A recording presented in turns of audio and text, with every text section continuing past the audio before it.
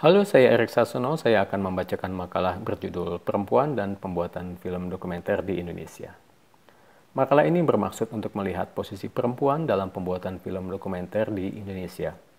Cakupan makalah adalah pembuatan film pasca 1998, di mana situasi sudah mengalami perubahan seiring pelonggaran ketentuan dalam pembuatan film di Indonesia, yang datang bersamaan dengan perubahan politik atau reformasi.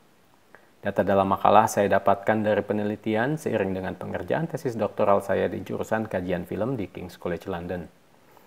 Dalam penelitian itu, saya meneliti budaya film dokumenter di Indonesia pasca 1998. Penelitian doktoral berpusat pada 3 lembaga nirlaba yang bergerak di bidang film dokumenter di Indonesia, yaitu Indonesian Documentary Film Center atau INDOX, Film Festival Dokumenter Yogyakarta atau FFD, dan Watchdog Documentary Makers. Saya melakukan observasi terhadap sebagian kegiatan-kegiatan organisasi itu dalam waktu tertentu, serta wawancara terhadap beberapa pengurus organisasi dan pembuat film. Penelitian saya di atas tidak secara khusus melihat posisi perempuan di dalam budaya film dokumenter dan organisasi tersebut. Namun dalam perjalanannya hal itu tak terhindarkan, karena saya menemukan posisi perempuan yang cukup menentukan di dalam beberapa organisasi tersebut. Ini bisa dilihat dari anekdot berikut ini. Ketika saya melakukan observasi dan pengumpulan data di Indonesian Documentary Film Center atau INDOX pada akhir tahun 2016, dari sekitar 10 pekerja, semuanya atau 100% berjenis kelamin perempuan. Untuk melihat posisi perempuan dalam pembuatan film di Indonesia seperti yang disebutkan di dalam kerangka acuan konferensi virtual ini, maka saya akan menyoroti hal-hal terkait dengan hal tersebut. Makalah ini tidak akan melakukan pencatatan ensiklopedis maupun mengangkat perspektif baru dalam melihat posisi perempuan dalam pembuatan film di Indonesia, tetapi hanya sedikit memberi gambaran perkembangannya di dalam produksi film dokumenter. Anekdot tentang situasi INDOX di atas saya jadikan pintu masuk untuk melihat bagaimana kondisi pembuatan film di Indonesia yang sudah berubah dibandingkan dengan pada masa Orde Baru, yang akan saya singgung sedikit di bawah sebagai latar belakang. Makalah ini ingin melihat pembuatan film dokumenter pada aspek produksi, satu aspek dari institusi perfilman dalam budaya sinema. Dalam konteks ini, produksi tidak terbatas pada aspek formal atau teknis, semisal perekaman, penyuntingan, dan sebagainya, melainkan ingin melihat perkembangan kelembagaan yang mendukung pertumbuhan film dokumenter di Indonesia dan bagaimana hubungannya dengan posisi perempuan di dalamnya. Untuk melihat perkembangan kelembagaan ini, saya menggunakan istilah affordances atau keterjangkauan. Untuk melihat perkembangan posisi perempuan secara kelembagaan. Affordances awalnya digunakan oleh Gibson untuk melihat aspek kognitif dalam sebuah situasi ekologis tertentu, guna melihat perkembangan evolusioner makhluk hidup. Ini kemudian berkembang di dalam bidang penelitian kognitif, pengalaman pengguna atau user experience, dan dalam perancangan atau desain. Pada umumnya, pendekatan ini digunakan untuk melihat bagaimana makhluk hidup melaksanakan kemampuannya atau exercising their abilities dalam lingkungan yang ikut membentuk, serta di saat yang sama membatasi kemampuan makhluk hidup tersebut. Penerapan affordances dalam ilmu sosial salah satunya digunakan oleh peneliti Amerika Zizi Papacarisi yang melihat penggunaan media sosial untuk menuliskan narasi perlawanan pada masa Arab Spring. Dalam konteks ini, affordances atau keterjangkauan merupakan hubungan-hubungan atau relationalities dan di saat yang sama merupakan sumber daya yang memungkinkan terjadinya sebuah perilaku, termasuk perilaku yang bersifat kolektif. Antropolog Anna Singh menggunakan pendekatan mirip seperti ini tapi dengan cara melihat yang berbeda. Dalam bukunya Friction tahun 2005, Anna Singh melihat lingkungan tidak hanya memampukan atau enabling seseorang untuk menjalankan potensinya, tetapi juga memungkinkan menghalangi. Anna Singh tidak melihat hal ini sebagai sesuatu yang positif atau negatif terhadap perkembangan atau pertumbuhan, melainkan sebagai sebuah fakta yang akhirnya menentukan arah perkembangan atau trajektori kehidupan sosial. Maka dalam pendekatan seperti ini, keterjangkauan atau affordances yang terdiri dari kondisi lingkungan material dan non-material bukan hanya memungkinkan perubahan, tetapi memungkinkan perubahan terjadi ke arah tertentu. Dan pada gilirannya, lingkungan itu juga terpengaruh oleh perubahan individu-individu yang ada di dalamnya. Dengan pendekatan ini, maka kemunculan perempuan dalam budaya film dokumenter seperti yang saya ilustrasikan dengan anekdot Indox itu akan dijelaskan dalam konteks yang lebih panjang. Bagaimana friction terjadi, bagaimana kemunculan itu kemudian seperti yang saya gambarkan dalam anekdot tersebut. Mengadopsi pendekatan seperti itu, maka makalah ini ingin membahas dua hal. Yang pertama adalah transisi dari masa Orde Baru, dan yang kedua adalah kemunculan institusi-institusi film dokumenter dan dampaknya terhadap keberadaan perempuan dalam institusi tersebut. Sebagaimana halnya pembuatan film fiksi, kesempatan untuk membuat dan mengedarkan film dokumenter di Indonesia pada masa Orde Baru juga sama terbatasnya. Bahkan berbeda dengan perempuan pembuat film fiksi yang sudah mulai dicatat oleh Novi Kurnia misalnya pada disertasi doktoralnya pada tahun 2014, tidak ada catatan khusus untuk melihat posisi perempuan yang membuat film dokumenter pada masa Orde Baru. Pencatatan untuk pembuat film perempuan yang dilakukan oleh Novi Kurnia juga tidak mengenal adanya perbedaan format fiksi dan non-fiksi, melainkan berdasarkan pada sirkulasi, yaitu mainstream yang artinya beredar di bioskop, dan side stream yang beredar di festival dan jalur alternatif. Pencatatan ini memperlihatkan posisi film dokumenter yang memiliki logika produksi dan sirkulasinya sendiri, jadi berada di bawah perhatian jalur sirkulasi yang sebenarnya juga tidak terpisah secara tajam. Hasil pencarian selintas terhadap beberapa nama pembuat film dokumenter hanya memunculkan 3 nama perempuan yang tercatat pernah membuat film dokumenter sebelum perubahan politik pada tahun 1998. Ketiga nama itu adalah Dia Sudarman, Triveni Akhnas, dan Santi Harmain. Ketiganya memiliki latar belakang pendidikan tinggi yang berkaitan dengan film dan komunikasi. Dia Sudarman dan Nan Akhnas menempuh pendidikan di Institut Kesenian Jakarta, sementara Santi Harmain di jurusan Ilmu Komunikasi di FISIP UI. Mereka pada umumnya membuat film sebagai bagian dari perkuliahan. Dia Sudarman kemudian menjadi pembuat film untuk NHK, Televisi Publik Jepang, dan banyak berkarya di sana. Sedangkan Nan Akhnas menjadi pengajar pembuatan film dokumenter di Institut Kesenian Jakarta. Sedangkan Santi Harmain merupakan salah satu yang akan dibahas di makalah ini karena ia mendirikan Indox atau Indonesian Documentary Film Center. Menurut Felicia Hughes Freeland pada tahun 2011, dampak perubahan politik 1998 terhadap kreativitas perempuan bahkan terlihat lebih nyata dalam pembuatan film dokumenter. Ia menyebutkan hal ini disebabkan oleh beberapa hal. Yang pertama adalah menghilangnya depolitisasi dan penyensoran yang menyebabkan film dokumenter tidak berkembang pada masa Orde Baru. Dan yang kedua adalah kemunculan film-film dokumenter di luar TVRI, seperti dalam bentuk film etnografi, film komunitas akar rumput, film aktivisme, dan kampanye. Hughes Freeland menyebutkan bahwa sebagian dari penyebab perkembangan ini adalah banyaknya perempuan yang latar belakang pendidikan antropologi atau bekerja di organisasi non-pemerintah yang kemudian juga menjadi pembuat film dokumenter. Namun yang luput dilihat oleh Hughes Freeland dalam makalahnya itu adalah proses terbentuknya lingkungan yang memungkinkan para pembuat film dokumenter ini bisa bermunculan, dan inilah yang akan saya bahas dalam makalah ini. Lingkungan ini terbentuk sejak perubahan politik pada tahun 1998 yang kemudian diikuti oleh meningkatnya peran organisasi masyarakat sipil dalam menyambut apa yang disebut sebagai demokratisasi.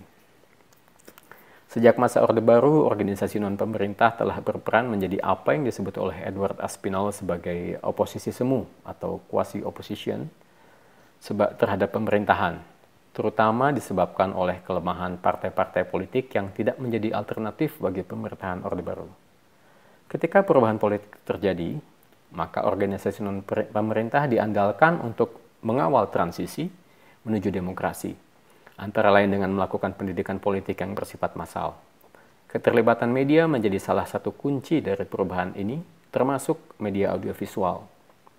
Dalam situasi seperti ini, muncul Gary Nugroho, pembuat film lulusan Institut Kesenian Jakarta yang membentuk organisasi non-pemerintah atau NGO, yaitu Yayasan Seni, Estetika, dan Teknologi, untuk melengkapi rumah produksi yang lebih dulu ia dirikan, PT SET, dengan nama yang sama, tapi bentuknya adalah perusahaan terbatas.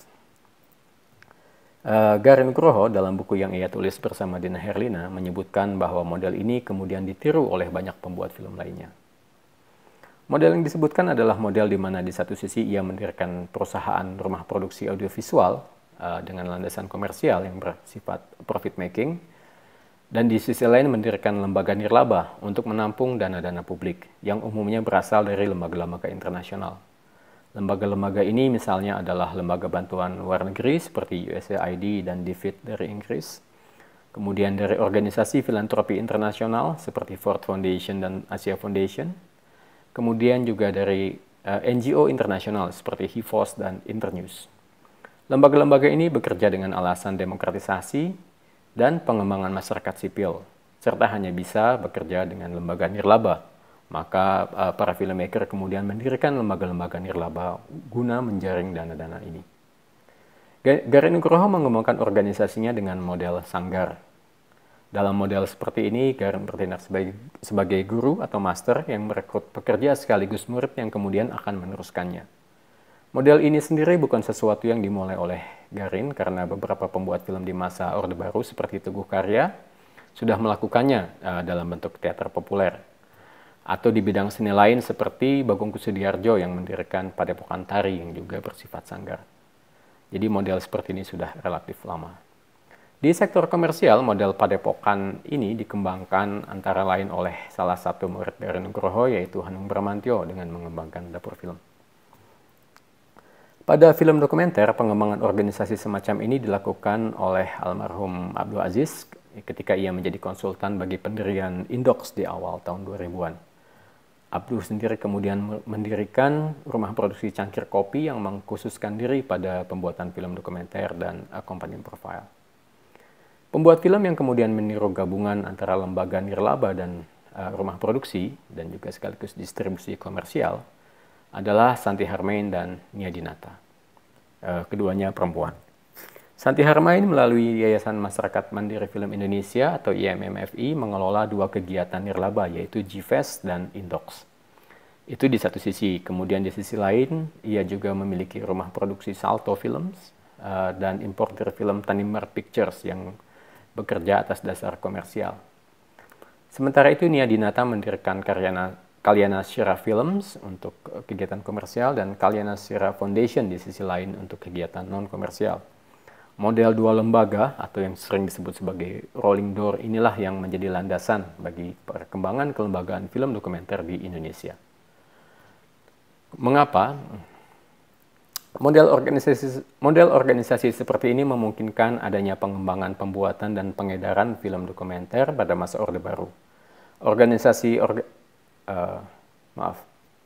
Model organisasi ini memungkinkan adanya pengembangan pembuatan dan peredaran film dokumenter pada masa sesudah Orde Baru, karena pada masa Orde Baru itu dilakukan oleh negara.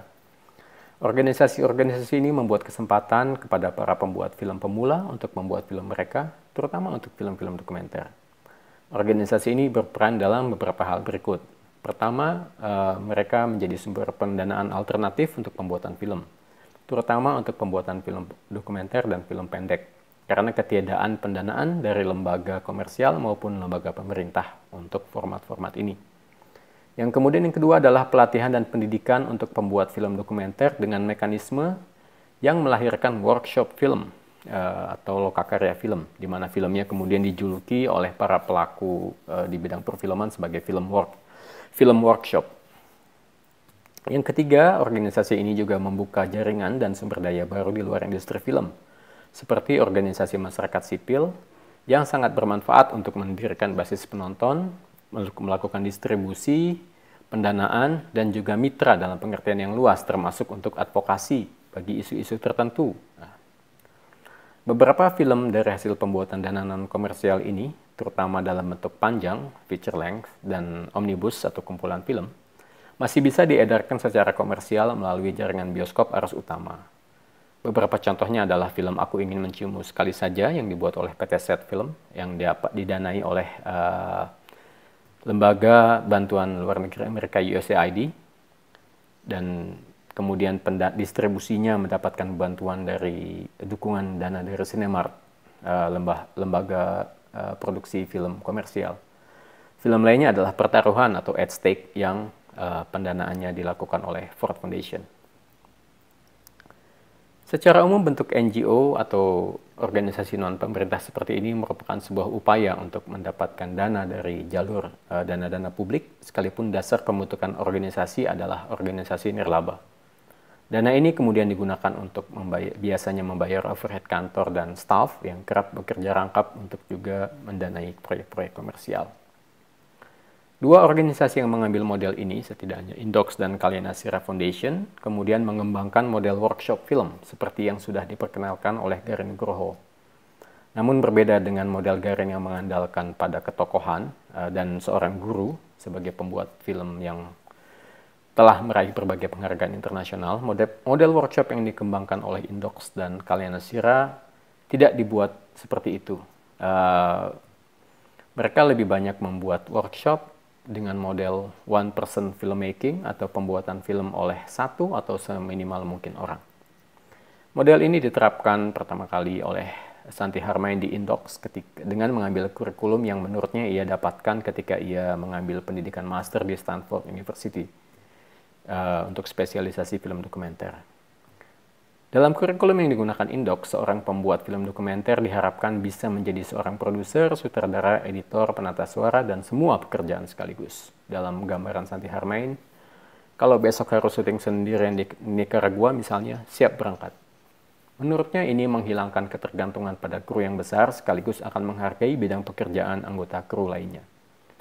Indox yang didirikan oleh Santi Harmain bersama dengan Filip Yampolsky dari Ford Foundation kemudian memulai rangkaian workshop yang diberi nama Kickstart.